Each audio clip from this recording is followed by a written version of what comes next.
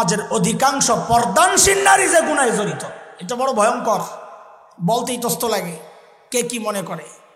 আমি বলার আগে আমার এই আওয়াজ আমার যে বোনের কাছে যাচ্ছে, যে মায়ের কাছে যাচ্ছে, আমার যে কলিজার টুকরা সন্তানের কাছে যাচ্ছে, অগ্রিম ক্ষমা চেয়ে নিচ্ছি। আমাদের দায়িত্ব বলা, তাই বলছি, কষ্ট নিলে মাফ করে দিয়ে। সেই গুনাহটা কি? সেই গুনাহ বোঝার আগে পর্দার শরঈ দৃষ্টিভঙ্গিটা একটু বুঝি। পর্দা সম্পর্কে আল্লাহ কোরআনুল কারীমের সূরাতুন নূর 18 নম্বর পারার 2টা আয়াতে খুব বলেছেন। পুরুষদের পর্দা সম্পর্কে বলেছেন 30 নম্বর আয়াত, মেয়েদের পর্দা সম্পর্কে বলেছেন 31 নম্বর আয়াত। ওয়াকুল লিল মুমিনাত ইয়াগদুদনা মিন আবসারিহিন্না আল আয়া। ওই আয়াতের মধ্যে আল্লাহ ছোট্ট করে একটা বক্তব্য দিয়েছেন, সেটা হচ্ছে ওয়ালা ইউবদিনা জিনাতাহুন্না, মেয়েরা যেন তাদের সৌন্দর্য প্রকাশ না করে। মুহাক্কিকিনরা বলেন যেন পর্দার মূল প্রাণ হচ্ছে এই বক্তব্যটা। পর্দার মূল উদ্দেশ্য হচ্ছে মেয়েরা তাদের সৌন্দর্য গোপন করবে। এখন কোন নারী যদি ছালার চটগায়ে দিয়ে নিজের সৌন্দর্য গোপন করে, তো ইসলাম বলবে সে শরিয়া অনুযায়ী পর্দা করেছে। কোন নারী যদি,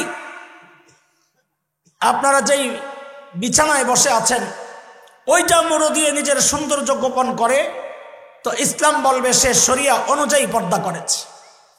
কোন নারী যদি নিজের ঘরের কাঁথাটা মুড়ো দিয়ে পর্দা করে, সৌন্দর্য গোপন করে, তো ইসলাম বলবে সে শরিয়া অনুযায়ী পর্দা করেছে। কিন্তু কেউ যদি ঝিকঝাক বোরকা, রং বেরঙের বোরকা, ডিজাইনের বোরকা, টাইট ফিট বোরকা পরে পর্দা করে, তো ইসলাম বলবে সে শরিয়া অনুযায়ী পর্দা করে নাই। কেন? পর্দার মূল উদ্দেশ্য সৌন্দর্য গোপন করা। আজকালকার অধিকাংশ বোরকা সৌন্দর্য গোপন করে না, বরং সৌন্দর্যকে ওপেন করে, পারলে অস্বীকার করে। আমি দুইটা ব্যাখ্যার অংশ হিসাবে দুইটা বিষয় আনতেছি, একটু শুনেন। কুমিল্লা ক্যান্টনমেন্টে 6-7 বছর হবে প্রায়, একটা মেয়েকে ধর্ষণ করে হত্যা করা হয়েছিল। নামটা মনে আসেনি আপনার? 1-2 জন বলেন, ভুলে গেছে? তনু নাম মনে পড়ছে কিনা? তনু ছিল হিজাবি। দেখেন, আমার বোনের কুৎসিত কোনো দিক এখানে আলোচনায় এনে আমি তাকে খাটো করতে চাই না, প্রসঙ্গ করবে আসবে কথা, কিন্তু আমি চাই আল্লাহ আমার বোনটাকে মাফ করে জান্নাতের মেহমান বানাইয়া দেন। হিজাবি বুঝেন? ওরা বলে ওর না, আমি বলি তেনা। ফিনফিনে একটা তেনা দিয়ে মাথার চুলগুলো বাঁধাকপির মতো উপরে বেঁধে, ওই তেনা দিয়ে পেঁচায়া পোচায়া সুন্দর করে মুখটারে কাটিং করে সিপটিফিন একটা লাগাইয়া দিয়া উনি এখন রাবেয়া বসরিয়া। এটা হলো হিজাবি। তনু ছিল হিজাবি। তনুকে যখন ধর্ষণ করে হত্যা করা হলো, তসলিমা নাসরিন তখন তার ফেসবুকে একটা লেখা দিছিল, কি যে মোল্লারা এখন কি বলবে? মোল্লারা না বলে হিজাব নারীকে ইফটিজিং থেকে রক্ষা করে, ধর্ষণ থেকে রক্ষা করে, নারীর ইজ্জত সম্ভ্রম রক্ষা করে। কই, তনুকে তার হিজাব তো রক্ষা করলো না। 6-7 বছর আগের কথা, তখন আমি একটু ফেসবুক চালাই, তো ইনবক্সে যাই একটা মেসেজ করছি যে ম্যাডাম, তনু হিজাবই ছিল, কথা ঠিক, কিন্তু তনুর হিজাবটা এটা ছিল তসলিমা মার্কা হিজাব, এটা ইসলামের হিজাব ছিল না। হায় আল্লাহ, এটা লেখার সাথে সাথে আমারে ব্লক করে দিস। বুঝছে, এই মোল্লার লগে ঝামেলা পাকায় আলাপ। দুঃখের কথা কি বলবো, 2 দিন আগে অনিশ্চিত হয়েছি যেন বলাটা আমার জন্য দালিলিক হয়। আমার বাসার কাছে বোরকার কিছু হাই কোয়ালিটির বোরকার কিছু দোকান আছে, নাম ফ্যাশন হাউস। বোরকার দোকানের নাম দেখেন, শরীয়ত বিকৃতির ধরন দেখেন। শরীয়ত বলছে বোরকার উদ্দেশ্য হচ্ছে ফ্যাশনকে ঢাকা, সৌন্দর্য গোপন করা। আর ওরা বোরকা দিয়ে সৌন্দর্যকে অপ্রকাশ করার জন্য এমন বোরকা বানাচ্ছে যে বোরকা দিয়ে সৌন্দর্য আরো প্রকাশ পায়, ওপেন হয়।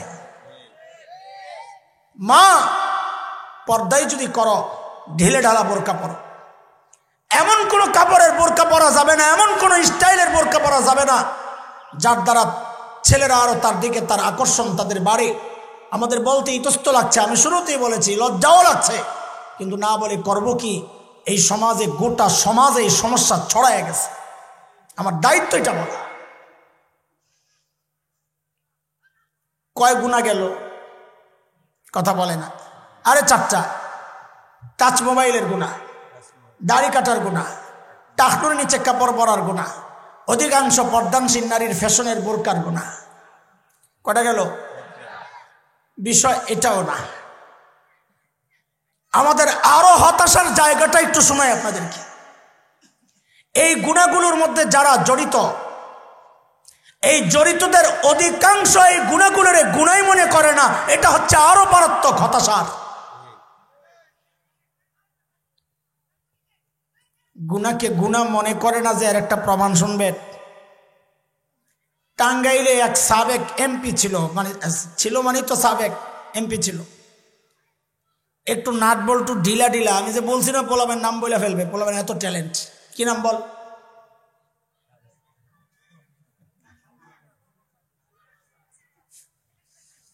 হাসস কেন বল? আব্দুল লতিফ সিদ্দিকী। সাবাস, বলে ফেলছে। আমি জানি তো, নাট বল্টু ঢিলা বললেই মানুষ মাথা জায়গা ওদিকে। ওরে দেখছি এক মাহফিলে কয়দিন আগে ওয়াজ করতে। নেতারা তো এখন কমছে আলহামদুলিল্লাহ, একটা সময় আমরা খুব বিপদে থাকতাম। ওরা এসে আমাদের টাইম খাইয়া ফেলত। কেন? ও জানে আমি চেষ্টা করলেই মানুষ জমাইতে পারব না। মাঝে মাঝে আমি খুব অবাক হইতাম, ও বয়ান করতেছে চোখ বন্ধ করে, মানুষ সব চলে যাইতেছে, আর খবর নাই, বয়ান করতেছে। আমি লজ্জা লাগে না? পরে বুঝছি লজ্জা কেন লাগবে। ও ভাবে যাওয়ার পরেও যা থাকে, আমি ডাকলে তো তাও আসবে না, তো আমার লস কি? যেই কয়টা আছে এটা শোনাইলেই কথা। তা আব্দুল লতিফ সিদ্দিকী আসছে ওয়াজে, বয়ান করবে। এতটা অভদ্র এই সমাজ আছে না একটা। এই মানুষটা কি সবসময় টুপি পরেন? আজকে পড়ছেন কেন? টুপিওয়ালা সমাজে আসছেন। ওই মানুষগুলো পাঞ্জাবি পরে আসছেন কেন? পাঞ্জাবিওয়ালা সমাজে আসছেন, যারা সামাজিক লোক। ওটা এতটা অসামাজিক, একদম সিভিল ড্রেস, যে একটা টি শার্ট পইরা টুপি টাপি ছাড়া হিসাব হয়েছে হুজুরের চেয়ারে ওয়াজ করবে। গুনাকে গুনাহ মনে করে না, তার প্রমাণ দিচ্ছি। বয়ানে বৈশা বলতেছে আপনারা হুজুররা যে দোয়া করেন না, আমি কিন্তু আমিন বলি না। কারে সর্বনাশ! কি রে, ঘটনা কি? আমিন কেন বলে না? কি আমার চেহারা ভাল লাগে না? হ্যাঁ, না কি জন্যে? ঘটনা কি? পরে যে কারণটা সে বলছে, আমার দিল খুশি হয়ে গেছে। কেন? আমি তো দলিল পেয়ে গেছি, আমার তো দলিল দরকার। বুকের মধ্যে এরকম বুক চাপড়ায় আর বলে কি, আমি কেন আমিন বলি না? আপনারা বাচ্চাদেরকে শিখান গুনাহ করলে আল্লাহর কাছে মাফ চাইতে। আমার জিন্দিগিতে আমি কোনো পাপ করি নাই, তো তা আমি কেন আমিন বলবো? জিন্দিগিতে কোনো পাপ করি নাই। বাপরে, দাড়ি কাটা বেটা বলে জিন্দিগিতে পাপ করে নাই। প্রমাণ পাইছেন? গুনারে যে গুনাহ মনে করে না, পাইছেন প্রমাণ? অদোস্ত, গুনাহ করা এক ভয়ঙ্কর অপরাধ, কিন্তু মনে রাখবেন গুনাহকে গুনাহ মনে না করা তার চেয়ে বেশি অপরাধ। কিন্তু কেন? এই কেনটাই মনোযোগ দিয়ে শোনেন একটু। শয়তানকে আল্লাহ যখন তাড়াইয়া দিছে, ভাগ, শয়তান কিন্তু আল্লাহর কাছ থেকে 3টা জিনিস মঞ্জুর করায় আনছে, জানেন তো না? আল্লাহ আমার লাগবে। বিষয়টা কেমন আগে একটু বুঝালো।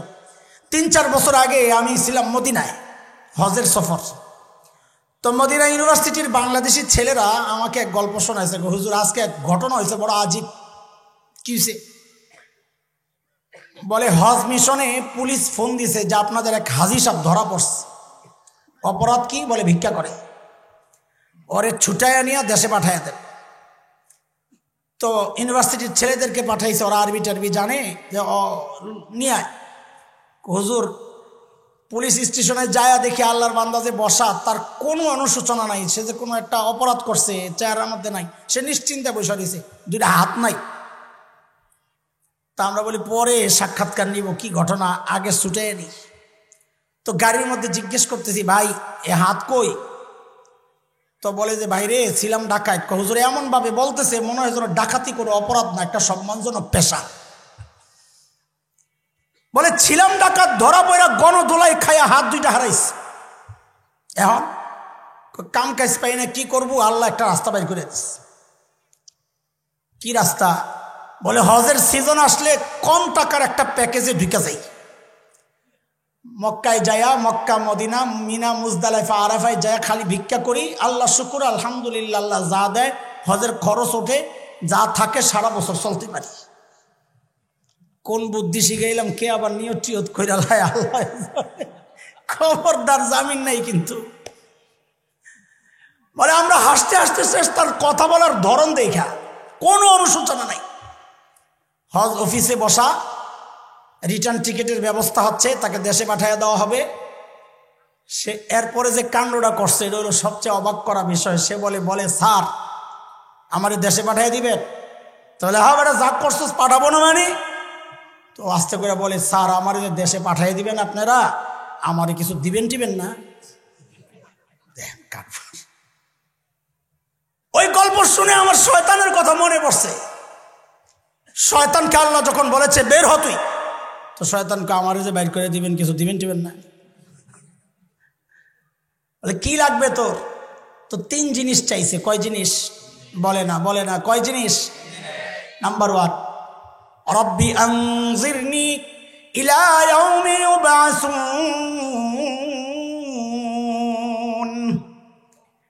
আলেমরা তর্জমা করেন না, সাধারণরা তর্জমা করেন। বলেন শয়তান কি বলছে? আল্লাহ আমাকে হায়াত বাড়াইয়া দেন কোন পর্যন্ত?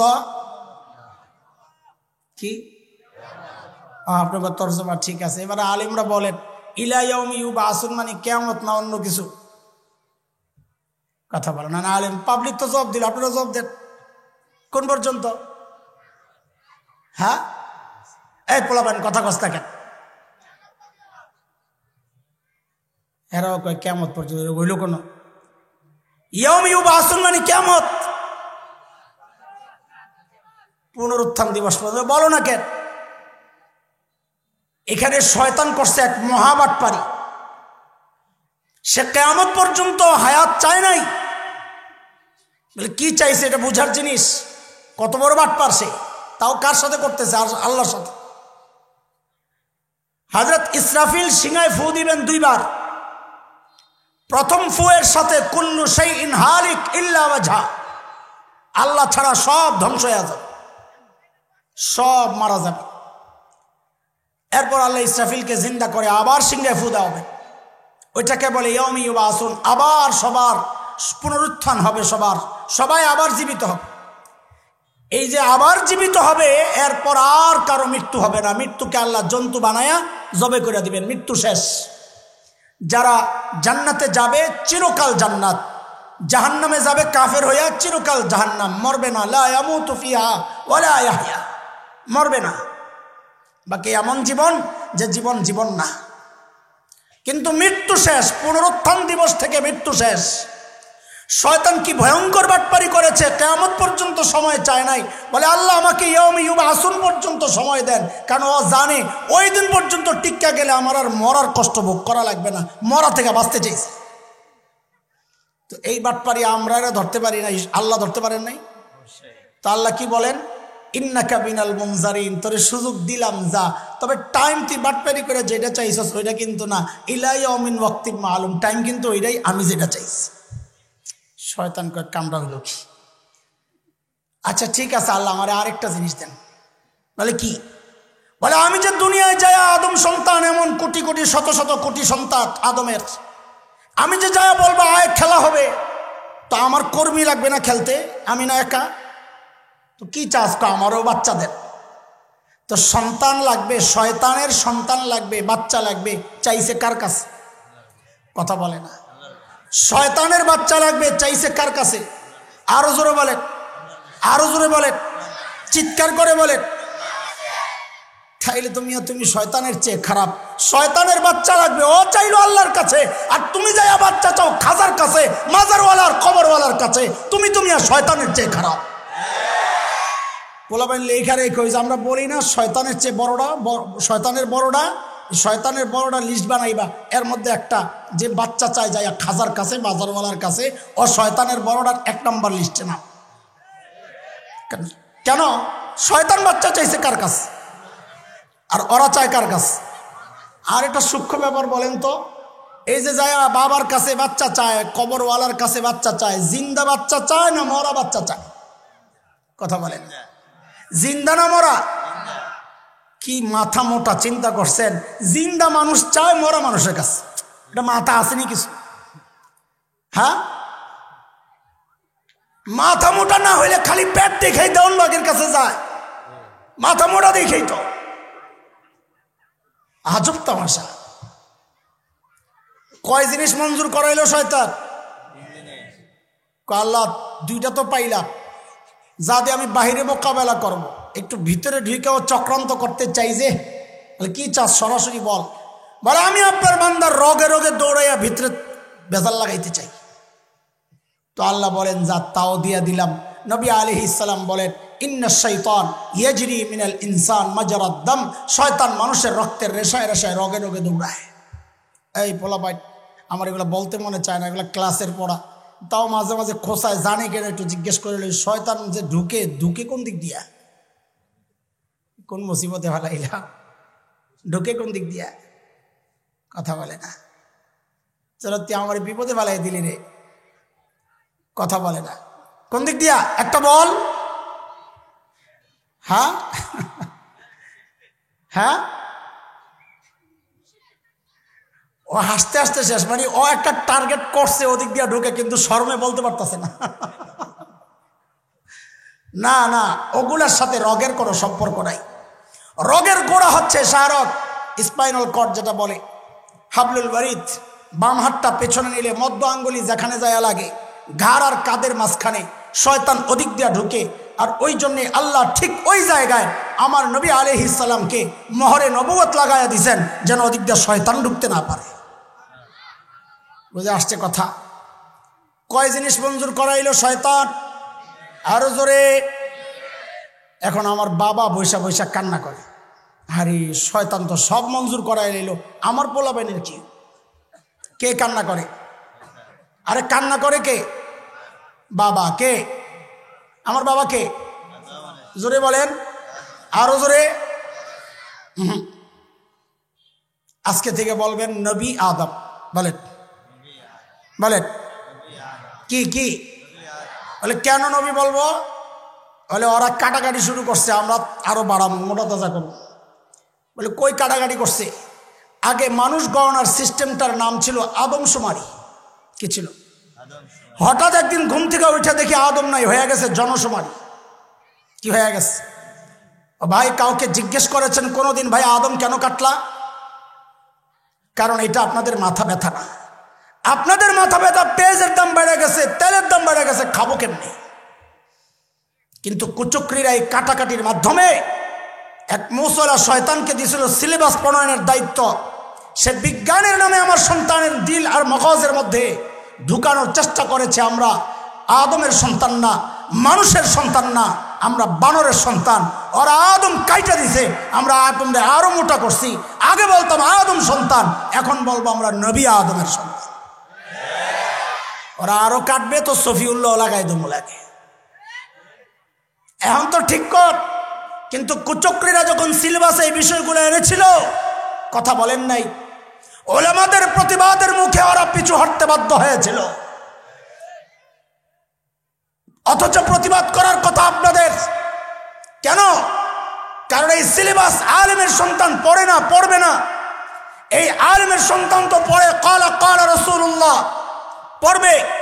এই সিলেবাস পড়ে আপনাদের সন্তান, প্রতিবাদ আপনাদের করার কথা। আপনারা প্রতিবাদ তো করেন নাই, বরং বহু পোড়া কপাল এই প্রতিবাদী আলেমদের বিরুদ্ধাচরণ করেছেন। বহু পোড়া কপাল এই প্রতিবাদকে রাজনৈতিক বক্তব্য আখ্যা দেওয়ার চেষ্টা করেছেন। দোস্ত, সব জায়গায় রাজনীতি তালাশ করেন না, এটা রাজনীতির ব্যাপার না, এটা আমার ইমানের ব্যাপার, এটা আমার বিশ্বাসের ব্যাপার, এটা আমার আকীদার ব্যাপার, এটা আমার চেতনার ব্যাপার।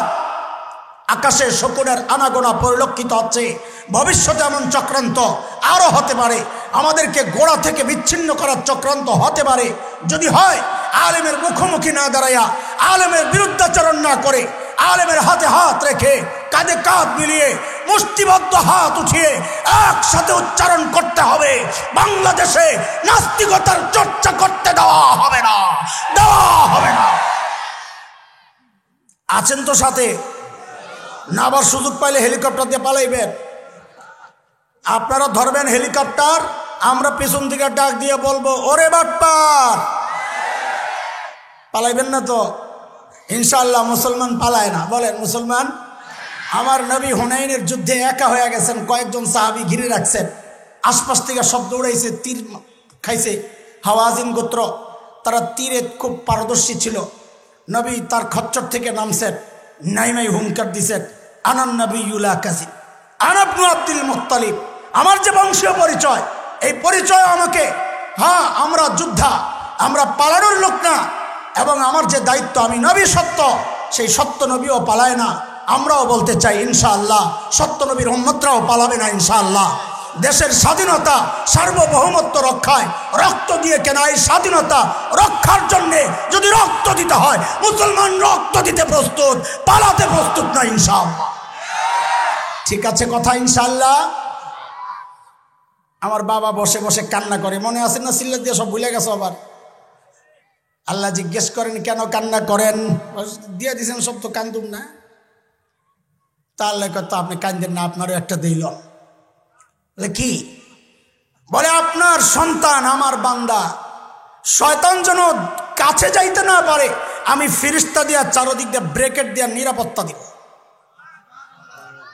লাহু মুআক্কিবাতুন মিন বাইনি ইয়াদাইহি ওয়া মিন খালফিহি ইয়াহফাযুনাহু মিন আমরিল্লাহ।